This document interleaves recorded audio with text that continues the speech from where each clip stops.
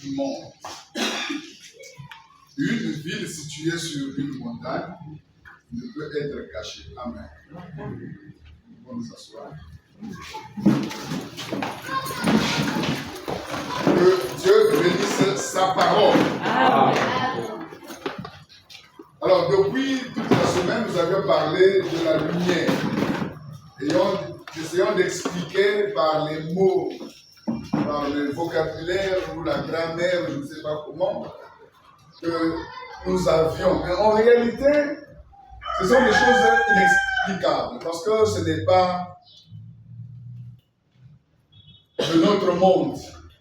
C'est vrai, dans notre monde, nous parlons de lumière, mais la lumière que nous parlons, ce n'est pas la lumière du jour. Ce n'est non plus la lumière de l'électricité. Nous ne parlons pas de cette lumière que vous connaissez. Amen. Ou que le commun de mortels parle de lumière. Cela n'est qu'une image. On a donné seulement le nom. Ça porte le nom de lumière, mais la véritable lumière, elle est spirituelle. C'est ce dont il est écrit qu'il est environné de la lumière. Il n'y a pas une source d'énergie qui est à l'origine ou l'auteur de cette lumière, mais c'est Dieu lui-même. Dieu est cette lumière-là. Donc ça n'a rien à voir avec nos notions terrestres. Donc nous voulons par les notions terrestres expliquer l'inexplicable. Parce que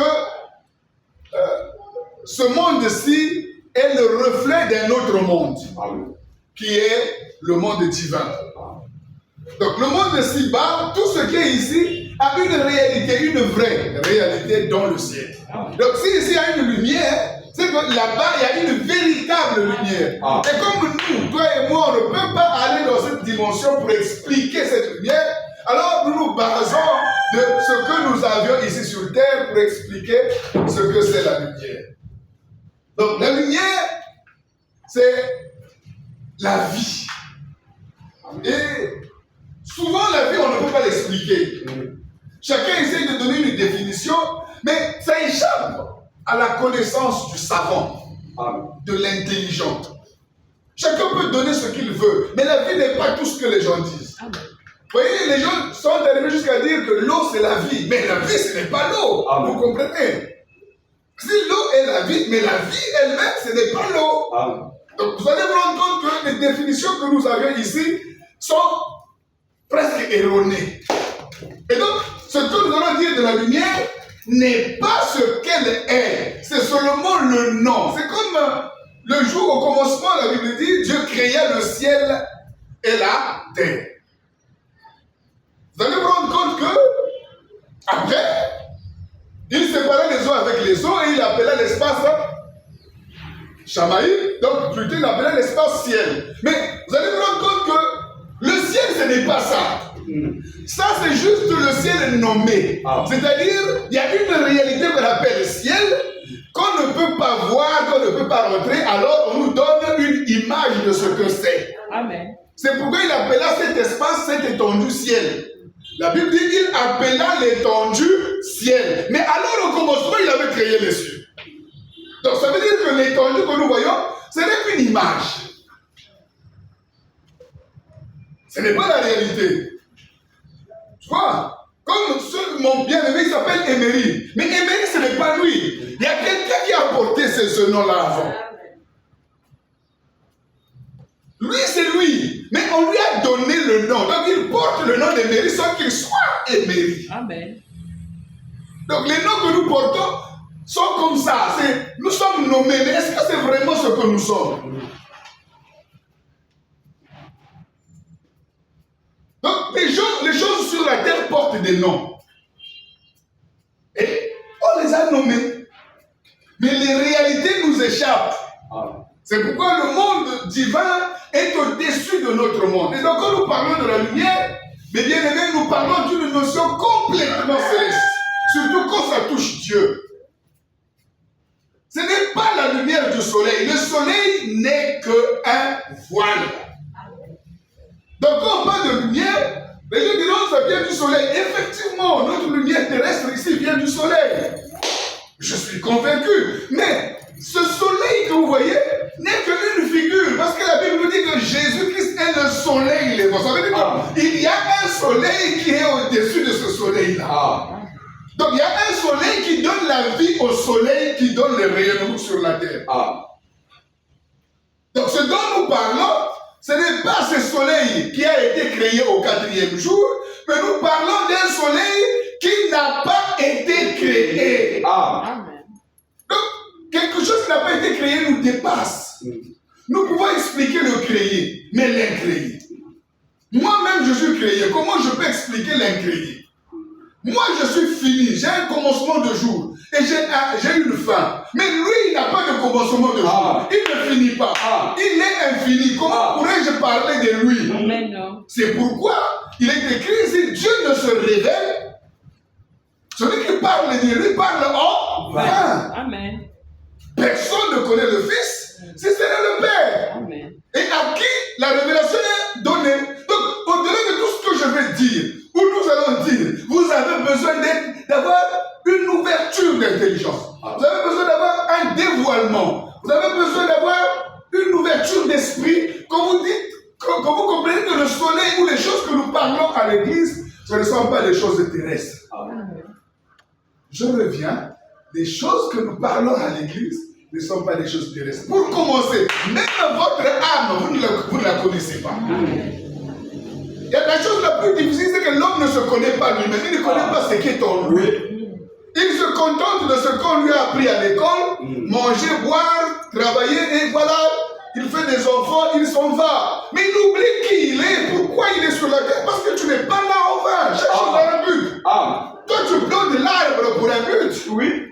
Est-ce que le but de la vie serait semblable à aller au travail et à avoir des enfants? Mais la vie serait fade. Ça serait une vilaine vie si la vie a pour objectif que cela.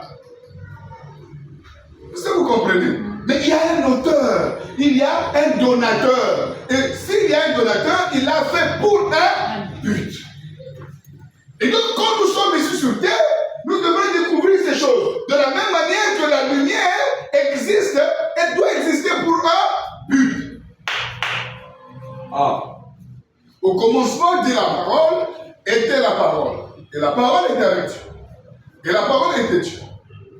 En elle était la vie, et la vie était la lumière. Donc, nous pouvons dire que la vie, c'est la lumière. Mais on n'a rien dit. C'est encore un mot plus un autre gros mot. Donc, on n'a que des gros mots. Amen. Ça veut dire que la vie, c'est la lumière. Mais c'est quoi la lumière? C'est la vie. Après, on va tourner et tourner. Sans jamais aboutir. Ça veut dire quoi? Nous devons prendre les notions. Pour la première fois, quand la lumière est apparue sur terre, qu'est-ce qu'il y avait à dire? La Bible dit, Elohim cria et dit que la lumière soit. Et la lumière fut. Et la Bible dit, Dieu vit que la lumière était bonne. Bon, quand on dit quelque chose était bien, quelque chose était parfait, ça veut dire quoi? Ça veut dire que c'est un mélange des vertus. Parce que ce qui est bien, c'est pas seulement l'amour, c'est pas seulement la paix, c'est pas seulement la liberté, c'est pas seulement la joie, mais tout ce mélange, c'est ça qu'on appelle le parfait. C'est-à-dire, dans ce qui était apparu, c'était la vie. Et la vie est un composant de plusieurs caractères, de plusieurs perfections, de plusieurs beautés. Ok? Amen. Et donc, ce mélange-là, une fois malaxé, ça revient comme de l'infiniment petit. On ne peut plus l'expliquer. C'est ça qu'on appelle la lumière. Donc, dedans, nous trouverons le discernement, nous trouverons le dévoilement, nous trouverons l'intelligence, la beauté, nous retrouverons la sagesse, et tout ce mélange s'appelle la lumière. Alors, qu'est-ce qui se passe quand tu es dans l'obscurité? Et une fois de plus, la lumière apparaît. Quand toi tu es dans l'obscurité, aussitôt il y a la lumière, qu'est-ce que tu vois? Tu retrouves quoi? La sérénité. Tu te retrouves en paix. Tu retrouves une bonne vision. Donc tu sens que tu es serein et tu distingues tout. Ton intelligence devient de plus en plus propre. Donc tu n'as plus le doute de tout ce qui t'entoure. Tu vois clairement. Donc, en d'autres termes, tu es envahi par un sentiment de bien-être. Ok? Un sentiment de bonheur. Vous comprenez? Amen. Ce que je suis en train d'appeler la lumière. Alors Jésus dit, finalement, vous êtes le bien-être de la terre ou le bonheur de la terre.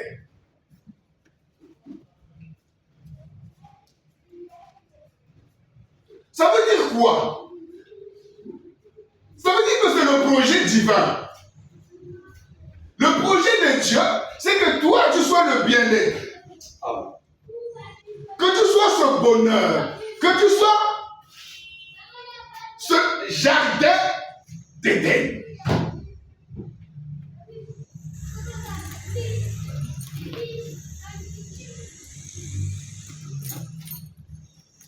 Amen.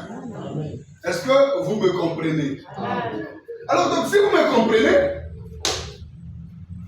nous devons savoir que nous marchons pour l'accomplissement de la volonté de Dieu. C'est-à-dire que chacun de nous devienne de la lumière.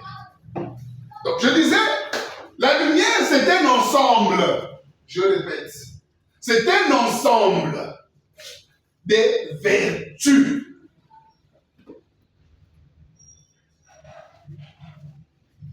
Ce qu'on appelle la beauté. Quand Dieu a vu ça, il a dit c'était beau, c'était parfait, c'était bien. Quelque chose qui est parfait, qui est beau, qui est bien, c'est quoi? C'est qu'il y a de l'amour dedans. Il y a de la miséricorde, il y a de la compassion. C'est un ensemble. Et Dieu est environné de ça. Dieu est dans ça. Donc, la lumière dont nous parlons n'est plus l'éclairage simple, mais ça devient l'ensemble de vertus d'une personne, d'une âme, d'une vie.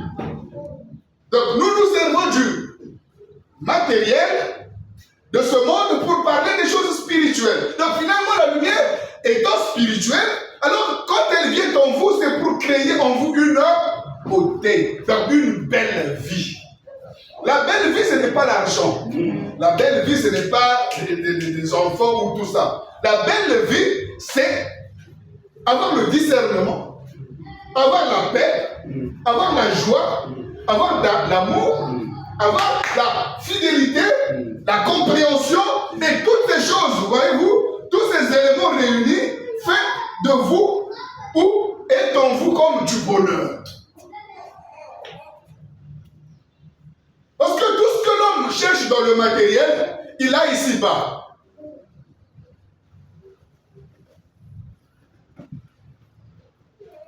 Comme nous disons, cherchez premièrement le royaume de Dieu, c'est-à-dire le royaume de lumière. Cherchez d'abord à devenir lumière. Et le reste vous sera donné par-dessus. Ça veut dire, tout ce dont vous avez besoin pour la survie, pour prolonger vos jours ici sur terre, est un don. Dieu donne ça, mais ne doit pas être l'objet d'investigation. Ça doit pas être l'objet de nos recherches. Je ne peux pas, mon cœur ne peut pas battre pour l'argent. Mon cœur bat pour recevoir la gloire de Dieu. Être rempli de sa force, de sa puissance, de ses vertus. Et alors, il me donnera l'argent dont j'ai besoin. Il me donnera les enfants dont j'ai besoin, le foyer, le mariage. Toutes ces choses viennent après avoir choisi la lumière. Maintenant, le danger, c'est l'inverse. C'est ce qui s'est passé en Éden. En Éden, on a mis la charrue avant les bœufs. C'est-à-dire, le narrage, le cerveau humain. Ok? Ton intelligence, l'intelligence de l'homme, le serpent, t'enseigne quoi? T'enseigne d'abord de s'occuper de toi et Dieu après. C'est ça la chute. Parce que celui qui a créé, il a donné un ordre, une manière de marcher. Il a voulu que tu cherches premièrement le royaume de Dieu. Que tu cherches premièrement l'amour de Dieu. Que tu le connaisses d'abord. Et par la suite, il le sait. Parce que c'est lui qui l'a créé, il le sait que tu dois grandir, tu dois aller à l'école, tu dois étudier. Il sait que tu dois dormir, tu dois manger, tu dois t'occuper. Tout ça, il le sait. Il n'a même pas besoin de prière pour ça. Il dit, regardez les oiseaux, ils le sèment une moisson, je leur nourris. Je prends soin de l'univers. Vous voyez? Et les arbres sont habillés. Les fleurs sont habillées. Et tout ça, et pourquoi pas vous, que j'ai créé à mon image. Donc ça veut dire quoi? Donc quand vous renversez, vous tombez dans la chute. C'est ça le péché. Le péché, c'est manquer le but. Le but pour lequel vous avez été créé. Vous avez été créé à être en communion avec lui. Vous avez été créé pour vivre pour lui. Tout a été créé par lui et pour lui. Amen. Voilà votre but. Maintenant, vous arrivez, vous dites non. Je dois d'abord m'occuper de moi. De ce que je dois être, de ma famille. Et puis, ça là, ça a mis là. Tu es perdu. Vous comprenez? Tu as mis ça là avant, tu as mis ça là derrière. Or, de ça a mis là, ça là.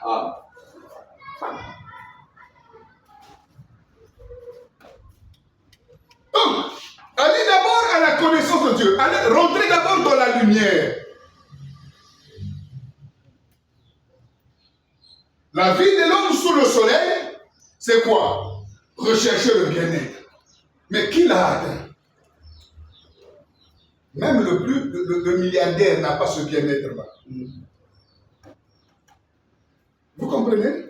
Je dirais même le président de la République n'a pas le bien-être. Il n'en a pas. Malgré cette gloire, mais il est tous les jours embarrassé, en difficulté, en énorme difficulté. Il n'est pas libre. Il n'a même pas la liberté. Prisonnier. Il est dans sa propre prison parce qu'il sait que si je sors sur ma barre, il est dans une prison. Il n'est pas libre. Pourquoi il n'est pas libre? Mais parce que il cherche la gloire, il ne cherche pas Dieu. Qui que vous voyez, ne regardez pas à son portefeuille ou au nombre de voitures qui est dans sa maison. C'est un prisonnier. Il est esclave. Il est enfermé dans ses limites. Et il ne peut pas sortir parce que celui qui te libère, il est un. Dieu seul. Et lui seul peut te sortir de là. Il n'y a aucune pratique, frère. Amen. Tous ces maçons font ces pratiques. Pourquoi ils sont prisonniers? Amen. Pourquoi ils doivent être pervers? Donc, ils n'ont aucune liberté. Déjà, quand tu n'as pas la liberté, ton être est captif. Amen. Tu es prisonnier. Tu n'es pas libre, tu es prisonnier. Prisonnier n'est pas de tes propres pensées, de tes propres objectifs. Or, le saint, il est libre. Celui qui a reçu la liberté, là où Dieu nous appelle, c'est la liberté. La Bible dit, si le Fils t'a franchi, tu es réellement libre. Et cette liberté te pousse à encaisser, à recevoir les vertus. Le bonheur, c'est un état d'âme. Le bien-être, c'est un état d'âme. Donc, si votre état d'âme est plein de soucis, tu n'en as pas. Amen. Si tu es dans les inquiétudes, tu n'as pas ce bonheur, peu importe l'argent que tu as. Oui. Parce que ton âme est angoissée. Tu es dans la peur de sorciers, de magiciens, ou de ceci ou de cela, ou de la mort, ou dans la peur de maladie et tout. Tu es dans la peur, tu es esclave. Mais celui qui est en Christ est libre. Parce que l'Éternel est ma lumière. De qui aurais-je peur? Il est mon salut. De quoi aurais-je peur? Amen. Tout ce qui m'environne, il est capable de me sortir de là. Amen. Frère, nous ne craignons ni les Koulouna, ni les militaires de Sassou, ni lui-même. Vous comprenez? Parce que quelque chose ne peut m'arriver que si Dieu l'a ordonné. C'est pas parce que lui l'a pensé. Il peut le penser, je vais aller détruire ce monsieur-là, il a parlé ce matin. Mais c'est Dieu qui donnera la force qu'il vienne. Amen. Et quand Dieu ne donne pas, il ne viendra pas. Donc il pourra mijoter, et après, ça va disparaître. C'est ce que Jésus-Christ a dit. Nous ne craignons rien. Si quelque chose arrive, c'est que Dieu a permis. S'il a permis, c'est pour notre bien. Amen.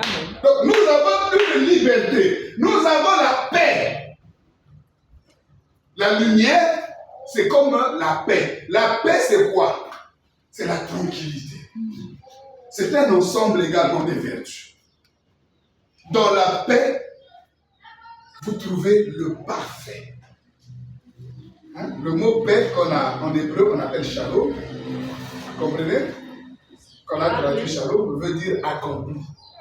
C'est-à-dire quelque chose qui est achevé. Mais comment il peut avoir de l'achèvement sans une perfection? Achèvement, ça veut dire quoi? Quand quelque chose est achevé, ça veut dire qu'il a tout. On ne peut plus rien ajouter. Achevé. Amen. On n'ajoute rien. C'est pourquoi il est écrit, par le lien de la paix, gardez l'unité de l'esprit. Par le lien de la paix. C'est pourquoi il est écrit, aussi longtemps que cela dépend de vous, soyez en paix avec tout le monde. Donc ça crée de l'harmonie. Et l'harmonie, c'est l'ensemble des sons différents qui créent une mélodie universelle. L'harmonie, c'est la fusion des contraires sans être destructeur. C'est ça l'harmonie. Quand vous allez à la musique, vous avez des sons différents. Le c'est des sons différents. En les attendant différemment, mais vous allez dire, mais c'est quel genre d'histoire? Mais quand on les combine, ça crée une mélodie. C'est ça l'harmonie. Plusieurs contraires. Que l'homme peut voir contraire, mais que Dieu crée l'unité. Vous comprenez, non?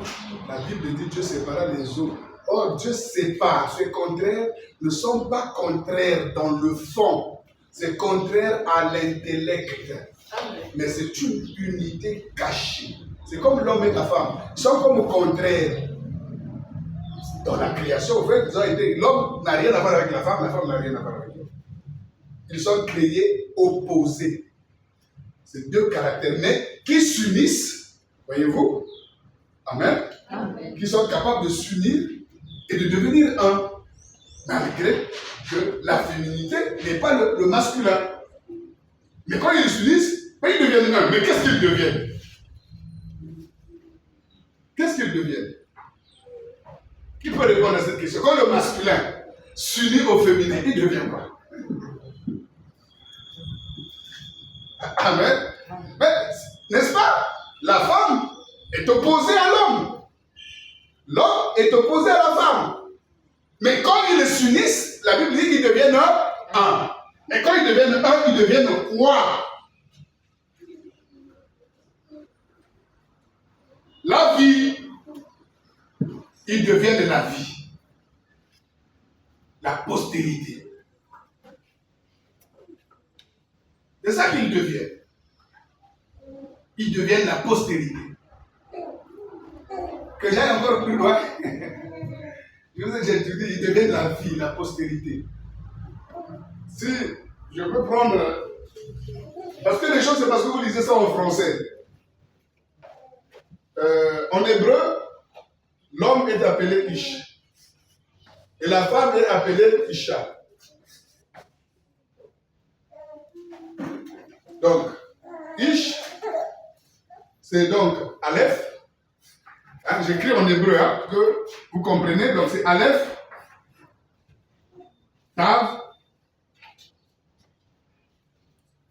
Yud et Shin. Et l'homme, la femme, c'est Aleph,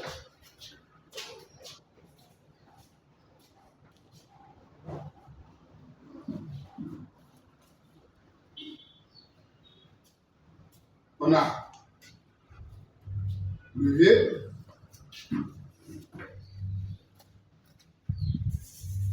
l'hébreu, j'écris mal, l'hébreu c'est lu de gauche à droite, donc j'ai mal écrit. Il faut commencer par Aleph ici, Yud et Shin. L'hébreu, on lit dans ce sens, le français, on lit dans ce sens. Donc, nous sommes là, et ici, nous avons donc aussi Aleph, nous avons le He, et le chien. Voilà. Donc, ici, nous avons l'homme, nous avons la femme. Quand vous allez unir, ils ont deux lettres pareilles, c'est les deux lettres là. Aleph, chien. Maintenant, il va rester le yud ici, il va rester le et. Ça là, c'est ce qu'on appelle là, elle. Elle, c'est quoi? C'est Dieu, n'est-ce pas? C'est juste une petite démonstration. L'unité de l'homme et de la femme. Quand vous les fusionnez ensemble, alors ils deviennent un, ils deviennent Dieu. C'est la puissance de la création. C'est le diminutif de Dieu qu'on appelle elle. En hébreu, on écrit Dieu comme ça. Bon. En principe, je suis en train d'écrire en français, trop de français dans la tête. Il faut mettre le yud devant. Voilà, comme ça.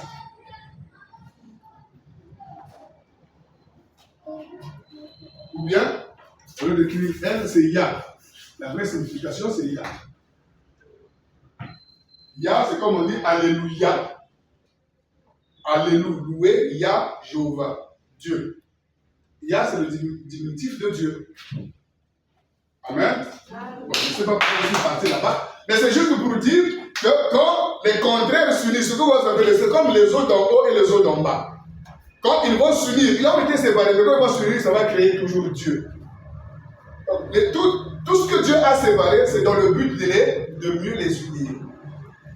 Donc, c'est pourquoi je disais, l'harmonie, c'est en fait une unité des contraires. Contraires par rapport à nous. Contraires par rapport à une certaine logique. Mais dans l'unité nous ramène au commencement. Nous ramène à la divinité. Donc, ces choses-là, quand vous les unissez, vous retrouvez Dieu.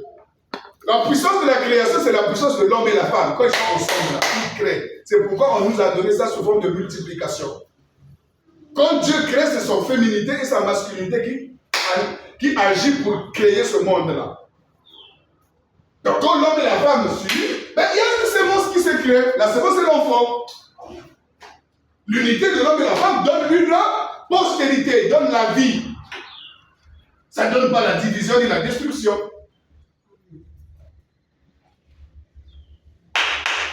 Je ne sais pas si vous comprenez.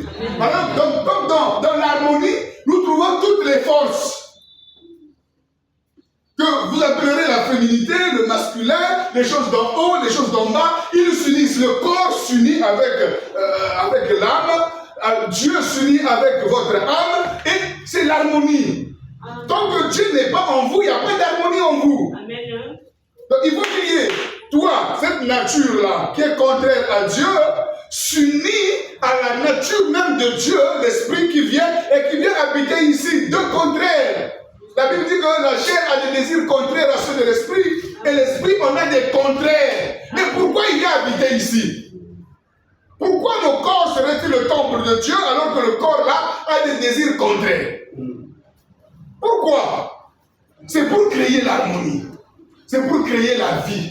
Parce que si cela ne s'est fait, la vie n'aura pas lieu. Donc il faut que cela vienne en toi et puisse vaincre ce que nous avons appelé contradiction. Les mauvais comportements. Il faut que Dieu vienne pour anéantir les élans du mauvais penchant qui est en toi. Amen. Tant que Dieu ne vient pas, les mauvais penchants vont prendre le dessus.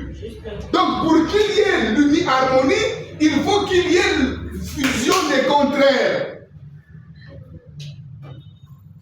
Pour qu'il y ait la vie, il faut que le bien vienne vers le mal. Amen. Le corps, c'est le mal. Amen. Le mal en puissance, exprimé ou pas, ses désirs sont contraires. N'est-ce pas? Ses volontés sont contraires. Mais par contre, l'Esprit de Dieu qui vient, c'est le bien absolu. Il n'y a point de mal en lui. Alors, il y aura cette lutte jusqu'à ce que toi, tu acceptes l'Esprit de Dieu qui est lumière, qui vient chasser les ténèbres de ton corps, de façon que ton corps ne soit plus ténèbres. Même quand il a des désirs contraires, mais ces désirs ne pourront plus s'exprimer à cause de sa présence. Amen. Alors donc, quand nous parlons de lumière, nous parlons de cette vie qui est le Mashiach, la vie du Messie.